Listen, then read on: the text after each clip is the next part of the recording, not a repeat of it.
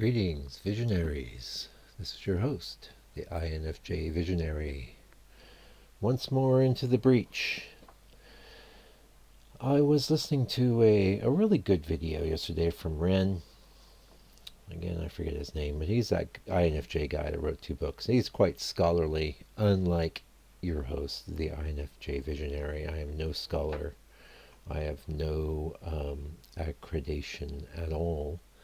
But what I do have is a lifetime of being an INFJ, and I'm very happy to spend some time with you and have a little chat, a little NI chat. Anyway, I was watching this video from Ren, and I like most of his videos. I like his approach quite a lot. I enjoyed both of his books. However, he kind of put me off a few months back with all his subtype talk. I don't care about INFJ subtypes.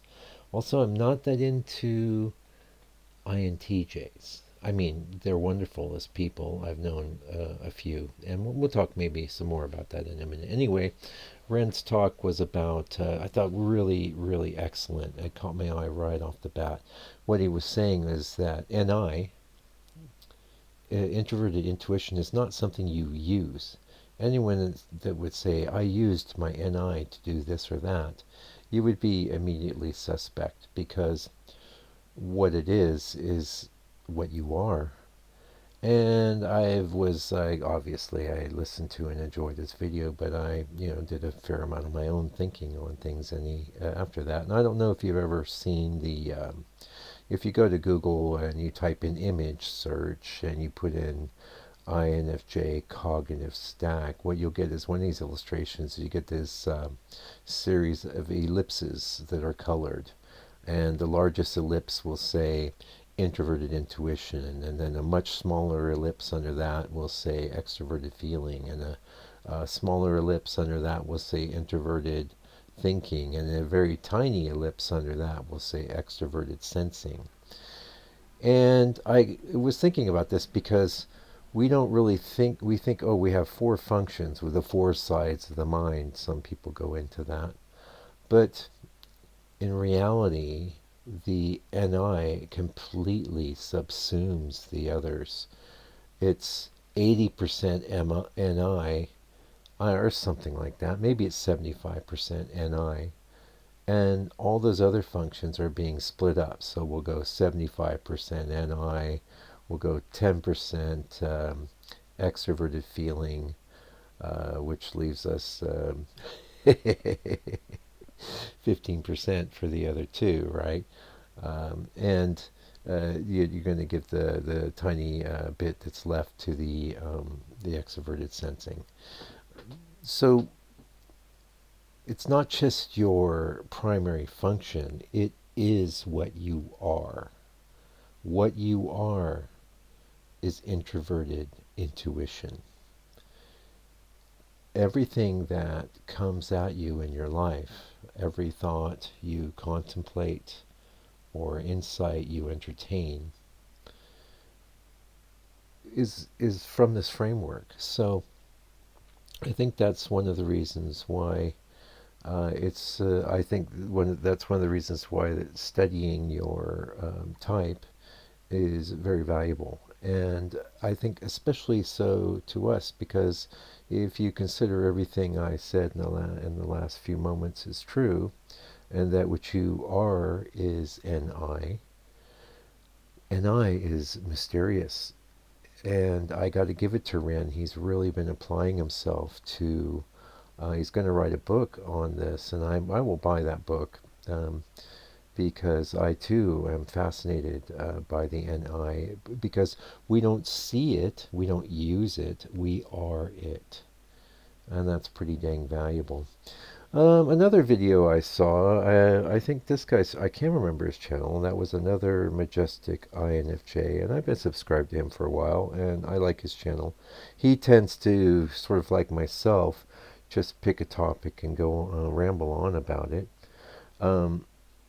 Only his videos are longer, and he's camera facing.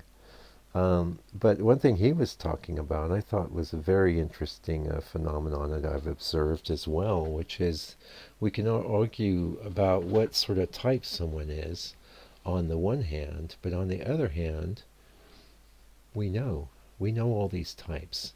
And his argument he made, I thought was really rather brilliant. He says, well, this apprehension that we have is a right brain function, and that's not necessarily a language function. The left brain comes in with the language. The left brain comes in with the analysis and the definitions, and that is where all the arguments are. Half the time we're arguing about our definitions of things, and we could be truly apprehending the very same thing and not realizing that what we're arguing about is our definition of that thing, far more than any actual disagreement over what actually is. And I think this is incredibly valuable. And one thing that I've been resistant to, you've got I'm just name dropping all over the show, this broadcast, C.S. Joseph, who I enjoy his content. He's, I think, an ENTP. But his INFJ videos are worth watching, all of them. He's a little tough on us, and he's had some run-ins with INFJs, and I think he's had relationships, like romantic relationships. I wouldn't know what that's like because I am an INFJ. I've never been in a romantic relationship with another INFJ. I don't know what that'd be like. But and he's also into the four sides of the mind thing, and gosh, it's escaping my mind why I brought him up. Maybe it'll come back to me. Yeah, sorry about that. That's a hiccup. So one of the things that C.F. Joseph, I did remember, C.F. Joseph is doing to support his work is that he will teach you how to identify types, whether they be celebrities or in your everyday reality. And he had a very useful chart. 10 years ago, I think he had that. I probably downloaded it.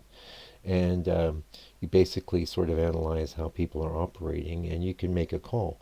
And I think we can all do that, whether you're all that accurate or not. But getting to the point that's, for me, really bigger, and for me, really underneath all that is like, yeah, I don't really care that much what type someone is, unless I know it's going to be a friend or a romantic partner. I'm going to pretty much meet everyone on whatever turf or territory they're at, and there's a lot of value in that.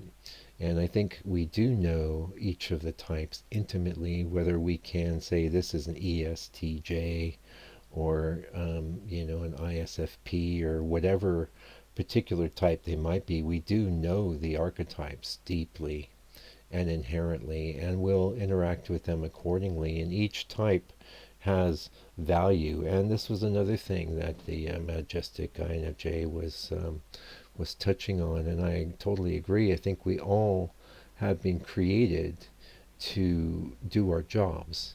If imagine if all of humanity was just one personality, one personality type.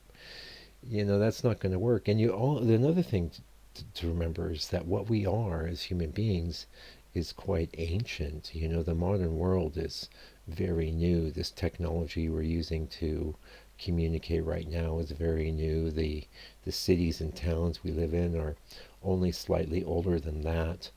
And if you don't have to go back very far to see what the true underpinnings of being a human being are. And these personality types, all of these structures were developed back in that time, back in the hunter-gatherer time. And as I've pointed out in this broadcast before, I believe our proper place in society is that of the mage, that of the medicine doctor, um, the wise man who lives at the edge of the village, or wise woman, as the case may be. And trust me, I do believe women are equally wise and as intelligent and prone to being mages as men. So let's just make that absolutely clear. Although I will also say I think there are definite differences between men and women, and not to get controversial here, but Oh, and I'm a big fan of women. Anyway, that's it for today's broadcast. See you real soon, INFJ. Keep on keeping on.